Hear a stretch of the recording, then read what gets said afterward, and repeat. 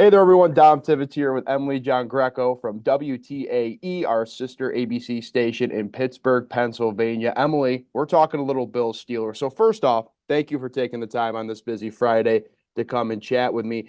Normally, we'll dive right into questions, but just opening thoughts on this matchup, all the headlines that are going really seemingly to the weather part of this game and not so much on the matchup, it seems like. But just you're kind of giving open thoughts on this upcoming matchup in the wild card. Yeah, I mean, I'm super excited. I've actually never covered an NFL playoff game. So this will be my first. So I'm very excited. But even talking with the Steelers all week, they are so hyped for this because obviously they did their part by winning, but they still didn't secure a spot in the playoffs. So they really needed other teams to get them there. And the fact that it happened this year, the guys are just ecstatic and ready to go. So, with that being said, obviously the weather here has been a huge talking point for the last couple of days. Sean McDermott got on his press conference today and just saying, "Hey, like it is what it is. We've been in these situations before. We can only control what we control." The normal things you would expect a coach to say in this. Mike Tomlin also strikes me as a guy who would say something similar, and that's not because of the glaring obvious William and Mary connection that I'm sure we'll hear 100 times on a TV broadcast. But is there anything different coming out of Pittsburgh in terms of just how they're approaching the what could be really blizzard-like conditions in Orchard Park Sunday? Yeah, I mean, like you said, it's definitely been a topic of conversation. However, every guy that we talked to said that they're not really focusing on it because both teams are going to have to deal with it at the end of the day. So they don't want to use it as an excuse of like, oh, we know that there might be a lot of snow, the wind conditions, because they know that Buffalo will also be dealing with the same conditions. So, you have some guys that are saying, we're not even focusing on that. We're going out there planning on doing what we got to do. We have other guys that like to joke about it and they're like, we're kind of laughing in the conditions. We don't care if it's sunshine and butterflies or if it's a blizzard out there. We just want to go out and win. Obviously, you do have to take into consideration when it comes to playing the game. Maybe we don't see the ball in the air as much, which means the run game is going to have to be super strong. But when it comes to is the weather really playing a toll on how they're preparing for this game, the guy said not really.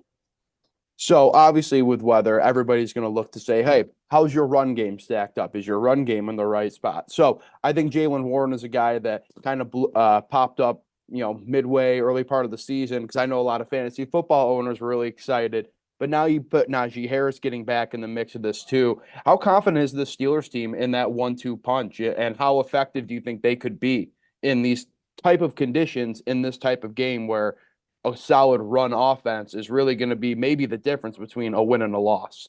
Yeah, all season, Najee Harris was talking about how the identity of this team is the run game. And obviously, it's something that they struggled with early on. But as you've seen in the last three games, this run game has just completely transformed itself. And I think it helps that they have both Najee Harris and Jaylen Warren, because when you do have weather conditions like we are going to see on Sunday, it gives the guys a little bit of a break. So when Najee does need to maybe sit out on a play or two and warm up, we can have Jaylen in there and do what we like to call the angry runs, which is something that Jaylen loves to do. But the good news for the Steelers is that they've really figured out their run game towards the end of the season. And I think that's something that the Bills are really going to have to prepare for because they are very confident in what they've done here. Now, obviously, offensively too, you have a wide receiver weapon in George Pickens that has really come up late too, and you almost wish that you could have perfect conditions so you could really see him against Stephon Diggs and these two very good wide receivers going against each other. But obviously, with him comes Mason Rudolph set to make the start at quarterback. Just what are your thoughts just on him being the guy that's under center in a playoff game against a number 2 seed on the road, given everything that's on the line here?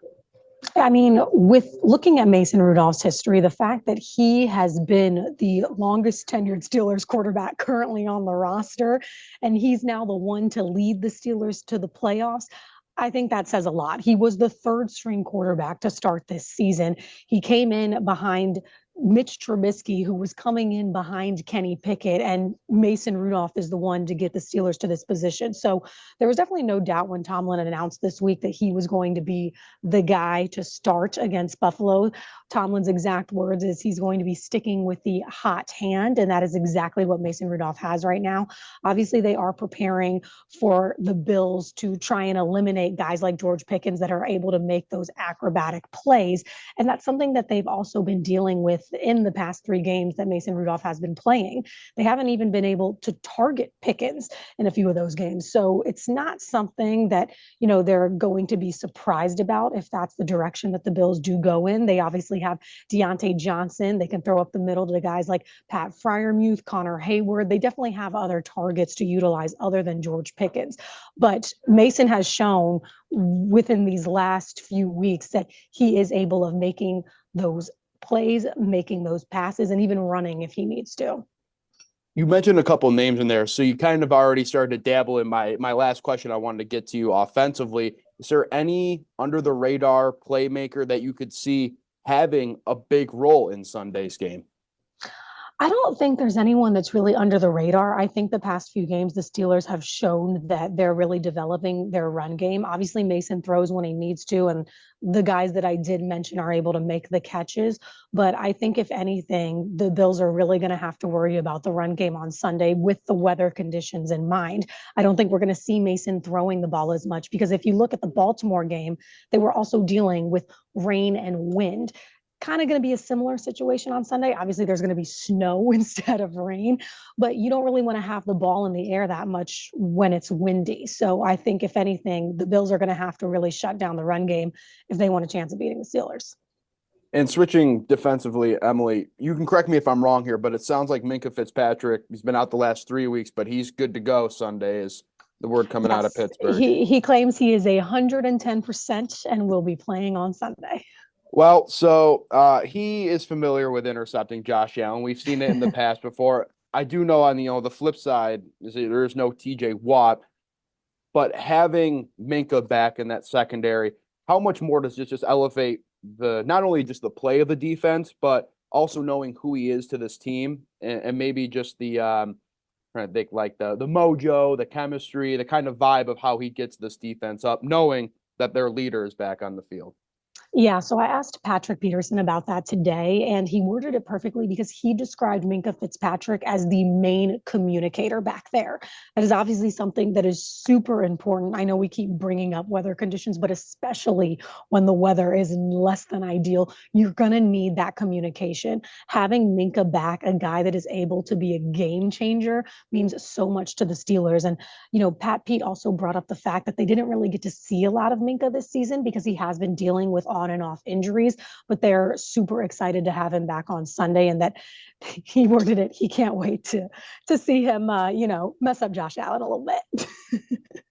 So strengths wise, I mean, you've kind of touched on this a little bit with the Steelers, but I'm just wondering, is there an area for you that you look at, and it could be any side of the ball, it could be special teams, wherever you want to go with it, but is there an area for you for the Steelers that does give you concerns with what they would face against going up against Buffalo? Being without TJ Watt, looking at the statistics, the Steelers have not done well when he is not playing. However, this team all season has had to have a next man up mentality, and we've seen them win those games that come down to the wire with their next man up. I mean, we saw that this past week in Baltimore. And when Mike Tomlin came off the field, he yelled, "Off the couch," because those are the guys that won them the game, the guys that were coming off the couch. So the guys that are going to have to step up, in the absence of TJ Watt, we talked to Marcus Golden this week, obviously Nick Herbig. Nick Herbig is a young guy. Pat Pete said, he's ready. He's hungry to go out there. And, he has those fresh legs that's going to do great in a playoff game. But then you got a veteran like Marcus Golden. And the way that he described himself earlier this week is he said, "I'm a self-starter." He's been practicing as if he's going to be the starter this entire time. So they're both ready to step up in the absence of TJ Watt. Obviously, you talk to guys like Cam Hayward, Alex Highsmith, and, even Coach Tomlin, and you don't just replace a guy like Watt with one man. It's going to take a lot of guys to step up. So I do think that that's one of the main concerns, is in the past, the Steelers haven't done great when they don't have Watt. But considering how they have been playing over the past few weeks, it's been the next man up mentality. And those are the guys that are making some of the biggest plays for the Steelers. So I think it's one of those, worried about it, but also you've seen that they're able to do it. Right.